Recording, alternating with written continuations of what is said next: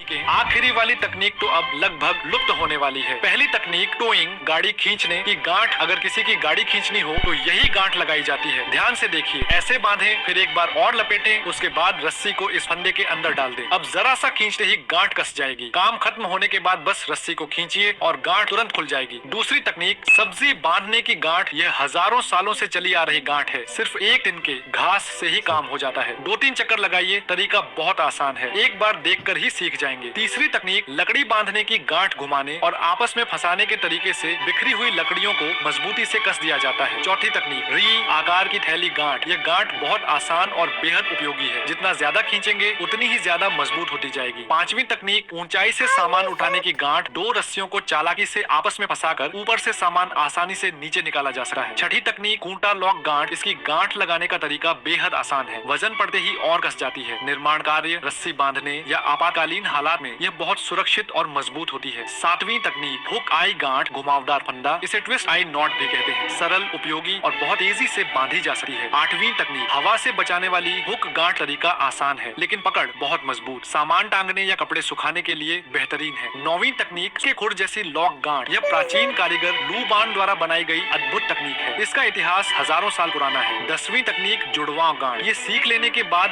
बोतल या डिब्बा उठाना बहुत आसान हो जाएगा। अगर समझ न आए तो वीडियो दोबारा देखिए। 11वीं तकनीक सूप स्लैश पानी की थैली बांधने की गांठ। इसे बांधने के बाद सीलिंग इतनी मजबूत होती है कि चाहे जैसे भी रखें ये खुलती नहीं है। 12वीं तकनीक गलत गांठ से बचें। क्या आप भी अभी तक गलत तरीका इस्तेमाल कर रहे हैं, जो जरा सा खींचते ही खुल जाती है और मजबूत नहीं होती? सही तरीका ये है, एक सिरे को मोड़िए, दूसरी रस्सी को अंदर डालिए, नीचे से एक चक्कर लगाइए, फिर उसी छेद में वापस डालिए और कस दीजिए। अब यह जितना खींचेंगे उतनी ही मजबूत होगी। 13वीं तकनीक मोटी और पतली रस्सी जोड़ने की सही गांठ। बहुत से लोग मोटी और पतली रस्सी को गलत तरीके से जोड़ते हैं, जिससे जोर पड़ते ही रस्सी ढीली हो जाती है। सही तरीका ये है, इस तरह जोड़ने पर रस्सी टूट सकती है लेकिन गांठ कभी ढीली नहीं पड़ेगी। मुझे फॉलो करें और सीखिए ऐसे ही